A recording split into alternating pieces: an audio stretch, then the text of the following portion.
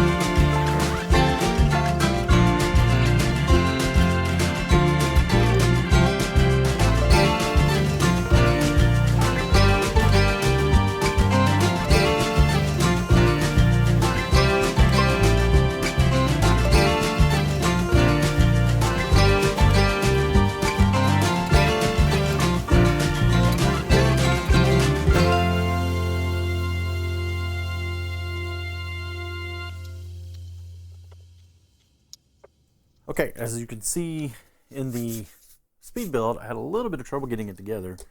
Yeah, I used the wrong 2x8 versus a 2x10 plate in the construction down here, and it kind of threw everything off. So, yeah, that was a mess. So, 1787, the Crater Cruiser from Unitron.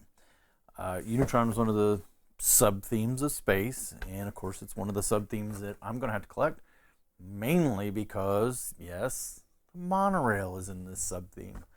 The Unitron, I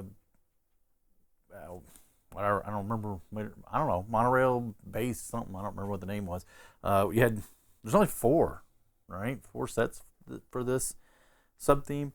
You had Crater Cruiser, Starhawk 2, and Space Station Xenon.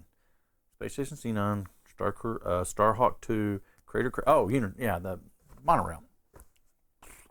Okay, so this one had 183 pieces, except the box says it has 180.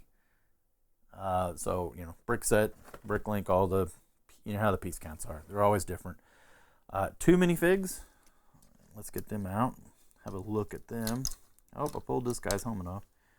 This is, I never pulled his helmet off. I hope he's got the right, he does. This is the Unitron astronaut. Okay, and he comes with the yellow, it's a yellow motorcycle helmet with that blue visor, the trans blue visor. So yeah, the Unitron.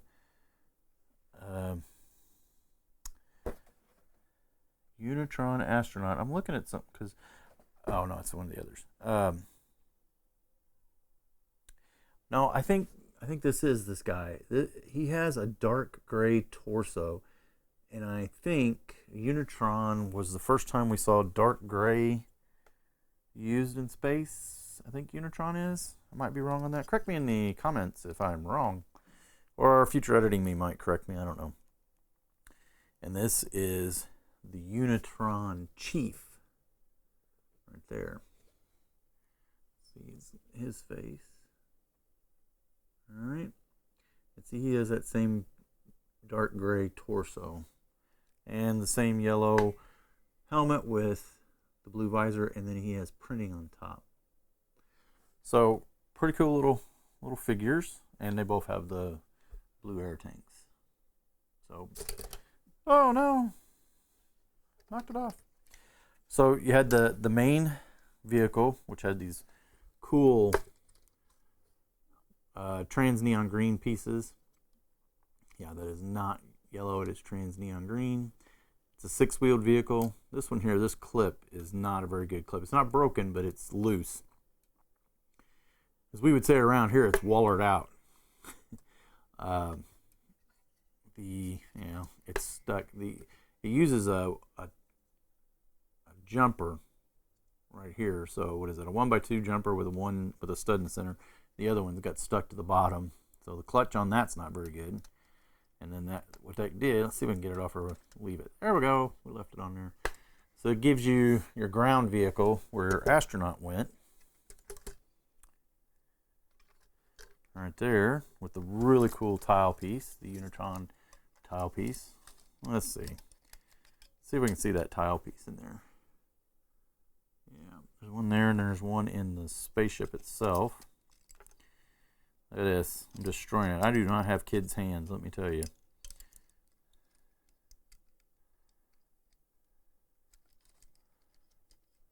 Huh, how did I... Oh, got to slide it in from the back. There we go. I got them back in there. Yeah, so this is the ground vehicle, and then you had your overhead vehicle or something they called it. It's not a spaceship per se, although it's probably got more cockpit than most of the classic space did, with the cool blue screens, windscreens and stuff. We'll get him in there, and yeah, it's got pretty good amount of swooshability. You can swoosh it around pretty good. So he can take off and land from here. So it's kind of cool. You got a land vehicle and a space vehicle all in one. It's a smaller set. At the time, it's criticized for being a small set. I guess it's probably still criticized as being a small set. It was only $18 retail. I say $18 now. That was nothing for us now. Well, I say it's nothing. Let me reiterate. In the time of $400 Lego sets, $18, a $20 set is a deal, especially something this size. I kind of wish they had. I kind of wish that Lego did some of the little. I had a lot of the smaller classic space sets, and dreamed of the bigger ones, but they were financially they were out of my reach. So it is nice to see some of the smaller sets. 2 figs, like I said, 183 pieces, new right now, new in the box, going to cost you around $200, and a used one's going to probably cost you around $50. Again, that's current prices, 2023, and that's going to, it's obviously based on condition, right? If you have a little better set with a box and the catalog, it's probably going to be a little more than $50, and you could probably get pretty cheap. You could probably get, I don't know about pretty cheap. You can get the set, partial, missing some pieces, 99% complete, if you will. So buyer beware on that. Yeah, Unitron for 7 to 12 ages.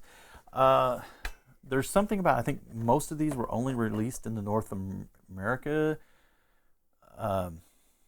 so Canada, United States. I don't think it was this one, even though this one has a lot of foreign languages on the box. I don't know. There's some discrepancies about which ones were released where and what, but I think a lot of the Unitron was only released in the United States, except for the monorail. I think the monorail was released in Europe.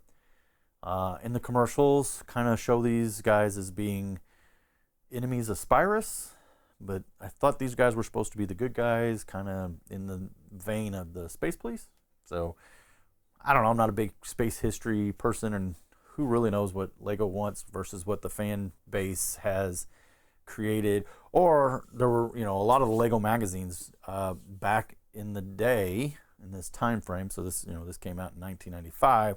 So you would see in the Lego magazines and some of the literature and fan base stuff that they would put out, they would actually have backstories talking about this stuff. So that would be where some of the confusion is. I think there's some discrepancies between some of it. So it was an underdeveloped theme, no matter what. Only 4 sets, great colors: the blue, the trans neon green, great colors. I wish they'd have done some more of these. Wish they'd have done more monorail, but they didn't. So this is what we got. So I like it. Pretty cool little set. Thanks for watching. So you made it to the end of the line, which means it's comment contest time. So I mentioned that the dark gray torso was first used in Unitron, and I still believe that. But when was the first time dark gray legs were used? And I honestly don't know the answer, because I started to look and I was like, oh my gosh, it's been used so many times. First correct answer in the comments, and Briggsar's judging this. I'll pin you to the top.